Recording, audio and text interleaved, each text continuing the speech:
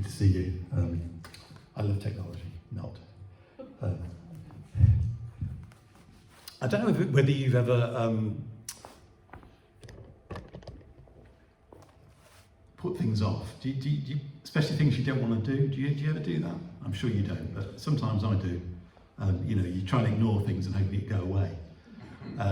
You know that sort of slight knocking in the car, or the engine doesn't sound right. You think, oh, yeah, it'll go away. But usually it doesn't, and you end up having to do something about it.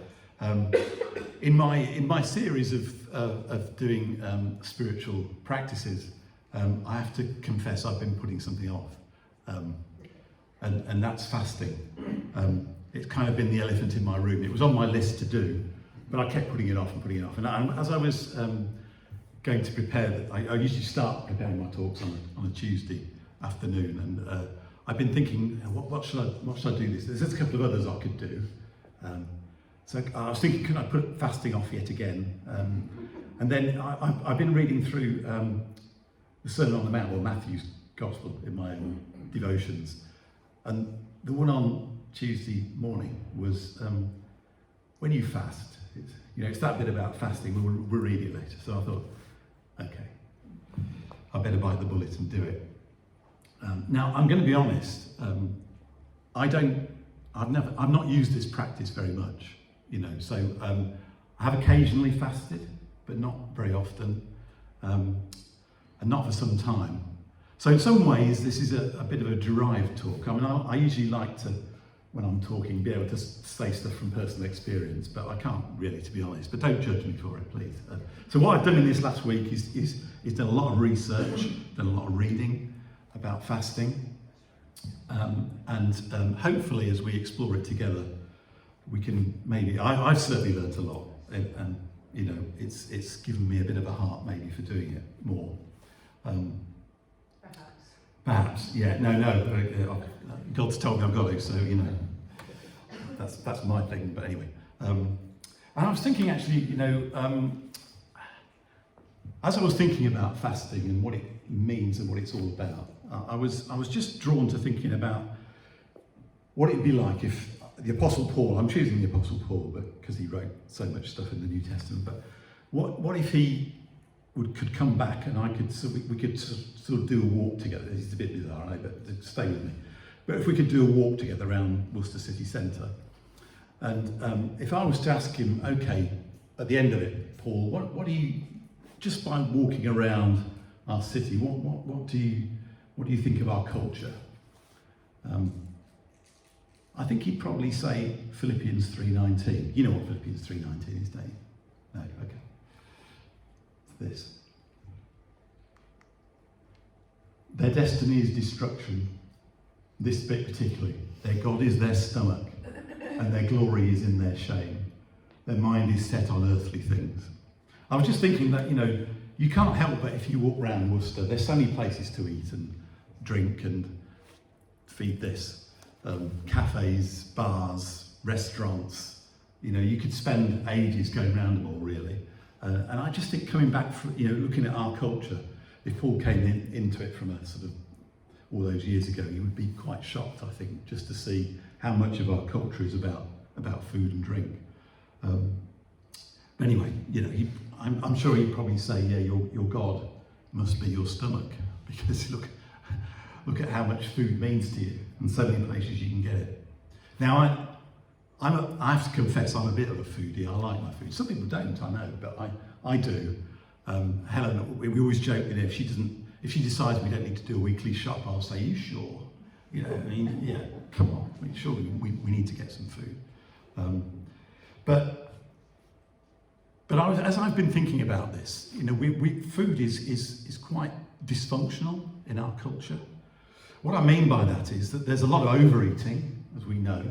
There's a lot of obesity, there's a lot of excess. People eat for desire and pleasure and all sorts of reasons, comfort eating. There's a lot of waste. I managed to switch that off, that was bizarre. There's a lot of waste, and yet on the other flip side of that, there's a lot of shortage, and we know that currently for many people in our country, which is probably a new thing, or certainly a new thing for many, actually finding the money to have food because of the inflation of food is becoming difficult. So there's a lot of injustice, there's exploitation around food, and there's hunger. So we as humanity have abused food. I mean, it's a beautiful gift from God. Obviously, it's something we need, but we've abused it in so many ways. And alongside of the sort of overeating and appetite that we have, there's also this worship of the body, so that in our culture, alongside of this desire to eat, there's also, you've got to look good. So, and the flip side of that, there's all sorts of eating disorders, as we know, bulimia and all the rest of it, where people are just not eating in order to look probably like 0.1% of the humanity can look like, the models and all the rest of it. So that the abnormal has become the normal. That's the thing to aim at. So in either of these ways, it's our body that becomes our master. And we live by the pleasure principle.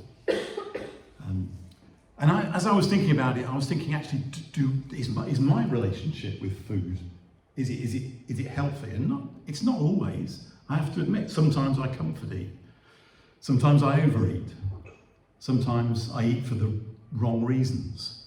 Because I want I want food to make me better or whatever. So I don't have it right. I've got to admit that. Now, is there a practice of Jesus that helps us in this area? Well, many of the practices do, but particularly the practice of fasting. So we're going to look at it together.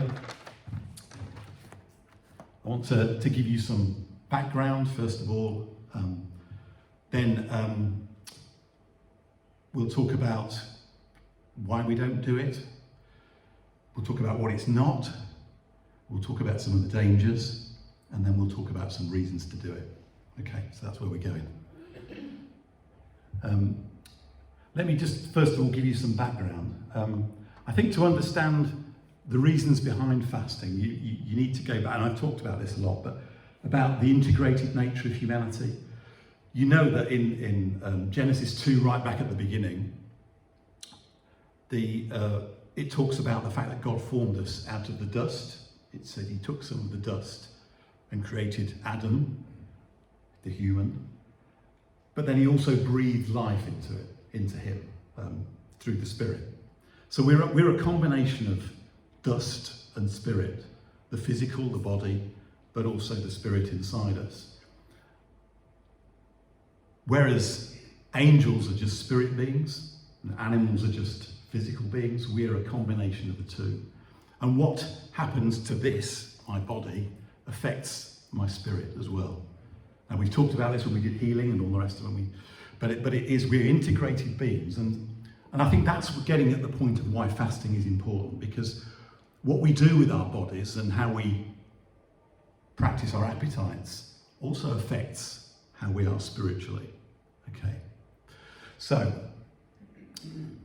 of course, after Genesis 2, talking about how we were created, the fall then happens.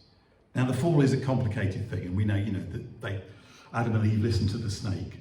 But it's interesting that as the fall happened, and it was a lot about wanting to redefine what's good and evil and wanting to be like God and all the rest of it, but the means that was used was food. The snake said to Eve, this food is really nice to eat, and it was actually through food that it went wrong. And there's actually, through the Bible, a theme of brokenness around food. How Esau sells his birthright for a soup, a bowl of soup. And Isaac's conned into giving Jacob the blessing through some food. And in the wilderness wanderings, it's food that keeps cropping up and making the Israelite people go against God. Give us some food, give us some meat, and all the rest of it. We'd be better off back in Egypt, where we had food to eat. So there's an interesting theme in Scripture about us and our brokenness and food. And then if you flip forward to Jesus' time, and then the beginning of his ministry again, we talked about that last week, but the temptations when he goes into the desert and he's been fasting for 40 days. What's the very thing that he's first tempted with? Turn these stones into bread. You know, again, it's to do with eating and food. And theologians often think that those temptations are rerunning the Genesis story. Jesus is rerunning what Adam did, but of course he conquers it, whereas Adam and Eve gave into it. He conquers it. So Jesus resists and says, no, I'm living not just by the food, but by every word that comes from the mouth of God. So, that's some background. Here's the very passage that forced me into doing this. Jesus in the Sermon on the Mount. When you fast, do not look somber as the hypocrites do, for they disfigure their faces to show others that they're fasting. Truly I tell you, they've received their reward in full. But when you fast, put oil on your head and wash your face, so that it will not be obvious to others that you are fasting. In their culture, of course, they used to, apparently the Pharisees used to make themselves look very, very white so that people could see that they were fasting. They would put some sort of makeup that made them look weak and, so that it's all weird anyway. But so that others will not know that you're fasting, but only your Father who is unseen. And your Father who sees what is done in secret will reward you. Okay. So as we start thinking about this, three things to know. Firstly, that Jesus fasted himself. So if he did it, then I need to start taking it seriously and think about, what the benefits are and think about practicing it. He also assumes that his followers will do it. He didn't say if you fast, but when you fast. So he assumes that his followers will fast from time to time. I also like the fact that he also realises that we'll get it wrong. He talks about fasting for all the wrong reasons, and that's a comfort to me that he understands our weakness, that we'll get it wrong sometimes. Now, in Jesus' culture, fasting was assumed. It was something that every good religious Jew would do twice a week. They had a couple of days in the week when they would fast. I can't remember which ones they are, but yeah. So the Pharisees, teachers of the law, and the pious Jews would all fast. And the early church did it as well. They changed the days because of the fact that they didn't want to be Pharisaic about it. But they would also fast twice a week. And it was common practice in the early church right through for quite a long period of time. Now, in recent history, it's fallen out of favour, except for certain parts of the church. And that was partly because of the abuses that happened with fasting. We know that there have been abuses about it. But I think it's largely maybe, and if I'm honest with myself, it's more about the hedonistic culture that we live in. And thinking about, why would I bother fasting? What's that all about? I mean, I'm part of the vineyard. We love food and drink and all the rest of it. And so we like doing hospitality and having nice cakes and stuff. Why would I think about fasting? And it almost sounds a bit weird, doesn't it? But hopefully I can show you that it's not, if we do it for the right reasons. So let me just say that fasting is not these things. It's not abstaining. All of these other things are good. I mean, it's good to abstain. So it's not, just coming off Facebook for a month, or not drinking alcohol for a couple of months, or whatever it might be that we might abstain. And I guess Lent has really become that. Lent traditionally in the church history was a 40-day fast.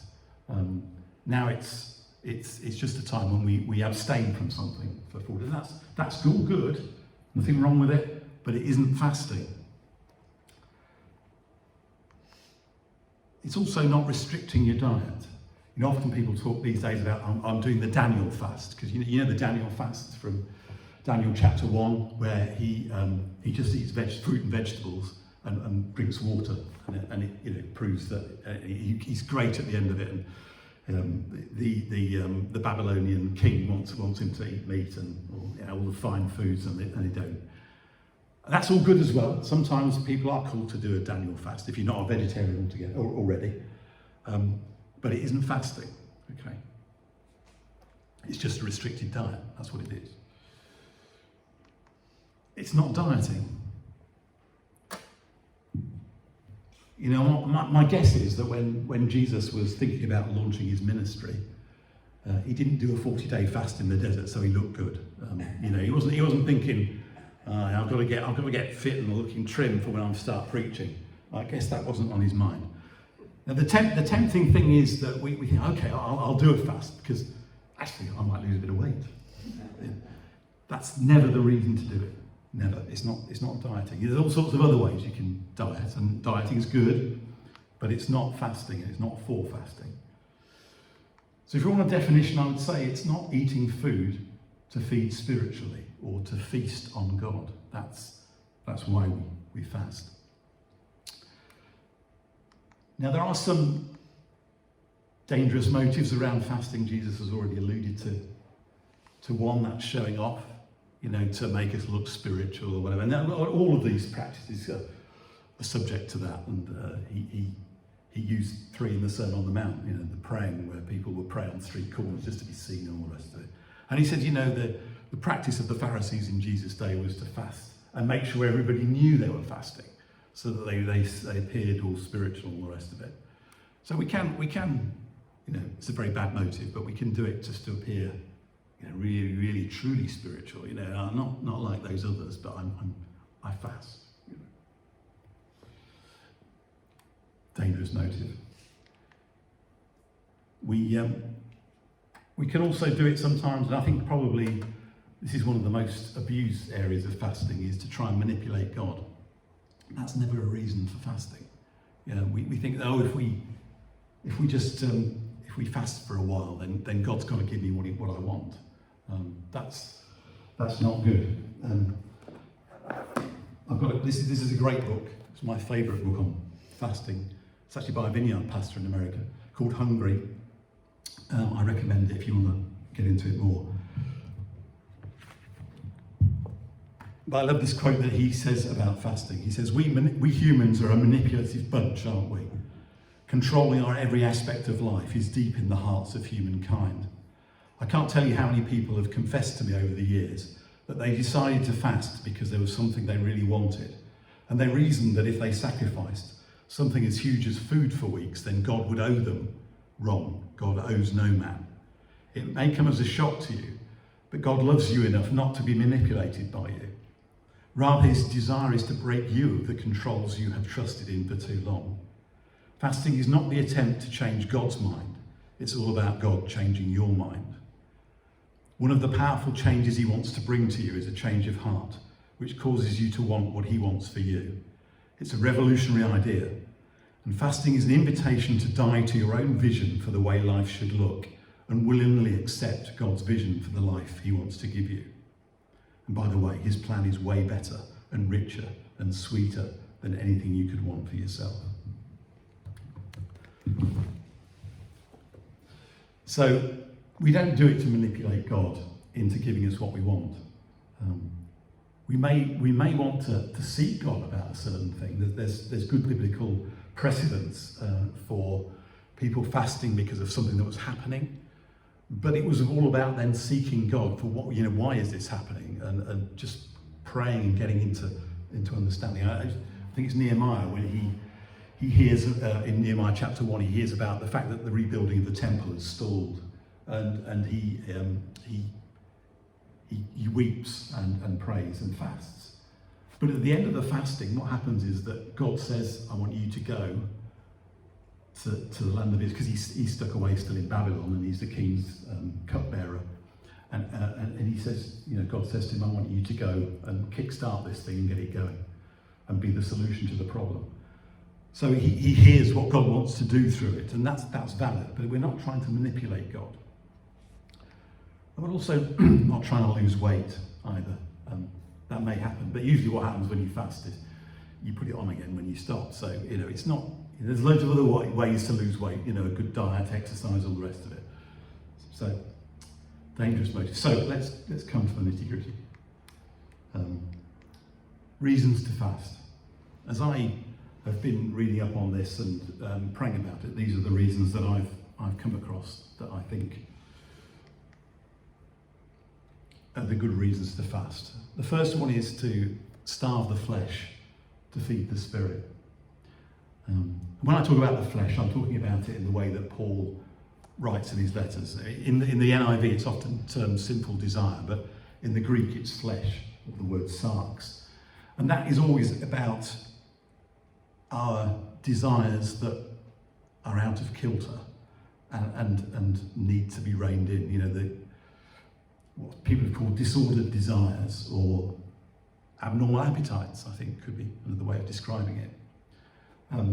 It's all that stuff where I feel I need to feed my body in order to be happy. And fasting is a wonderful way of breaking that. And it's a wonderful way of healing the disorder of my appetites. When I feel I must eat to be happy, or I want to be comforted, or whatever it might be.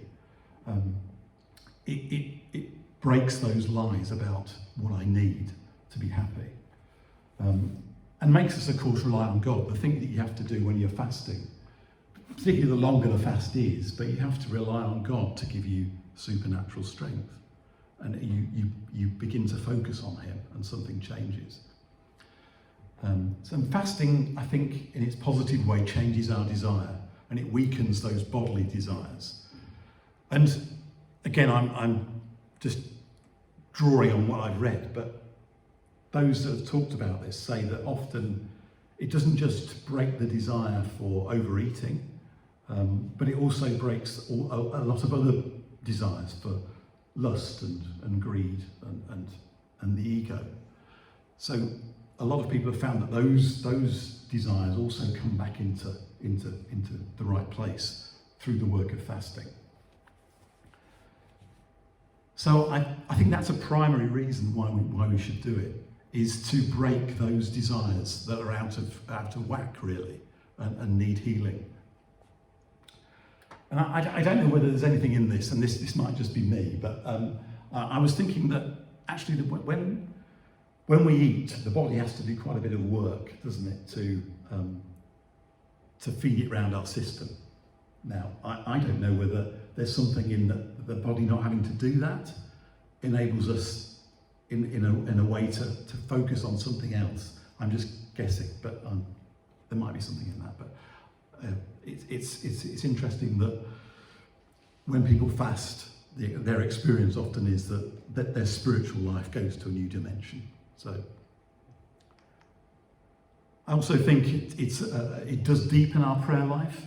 It deepens our intimacy with Jesus. It's interesting, that there was once a time when the Pharisees came to Jesus and say, "Why don't your disciples fast?" And he says this, "How can the guests of the bridegroom mourn while he's with them? The time will come when the bridegroom will be taken away from them, and then they will fast." So I think there's something about fasting to get into the presence of Jesus that almost, as he says, wasn't required when he was with them, when he was with the disciples. But once he's gone, then there's an intimacy that can be found through fasting in the presence of Jesus. So I want that, whatever that is, I want it. And I want to deepen my intimacy with Jesus. I think there's also, and particularly again in our culture today, there's something about fasting and having a solidarity with those that don't have food, with those that are hungry. We, if you're anything like me, take food for granted so much. And I need to come back to that point where I can be actually compassionate and empathetic with those increasingly in our own society who don't have food to put on the table. And fasting, I think, does that because there's nothing like experiencing what somebody else experiences.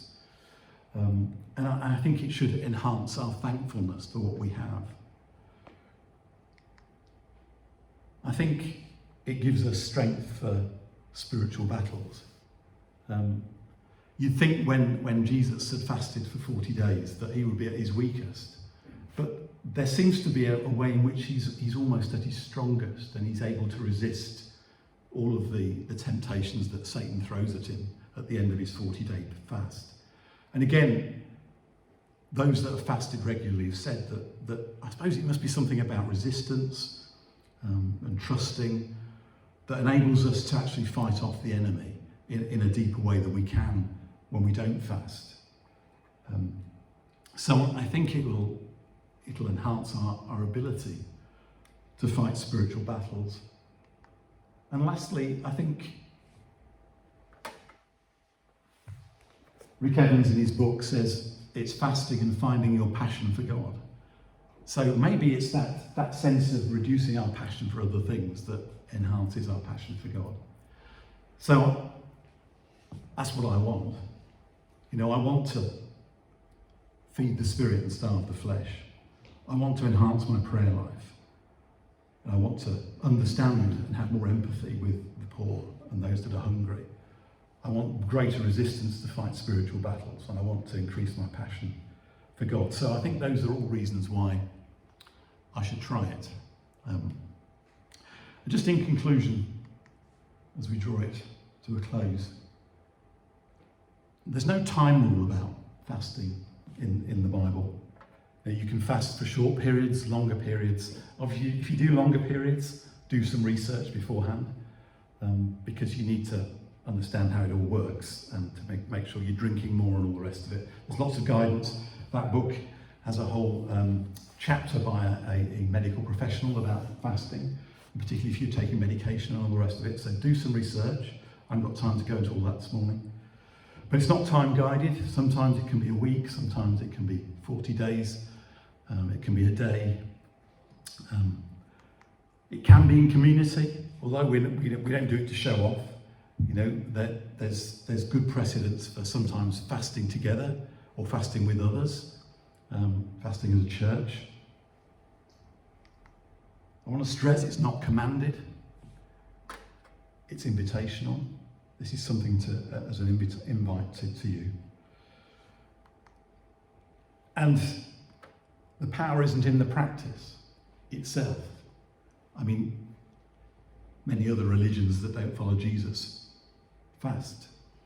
So it can't be in the practice. So where's the power? It's in Jesus.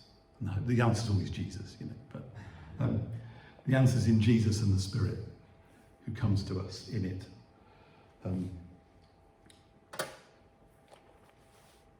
For myself, I've been really seeking God about what he wants me to do with it. And what he said, and I'm right, I'm a beginner really at this. I have fasted on the odd occasion in the past, but I'm really a beginner. So I just sensed God saying to me as I've prayed about it, he said to me, I want you to fast a day a month, at least for the rest of this year. So that's what I'm going to do. For me, that's a big step actually. I mean, it may seem nothing much, but it's a big step for me. So I'm going to fast for a day a month and see what happens, see what God does through it. And have a day when I can fast and focus on God. You may want to join me in doing that. That's entirely up to you.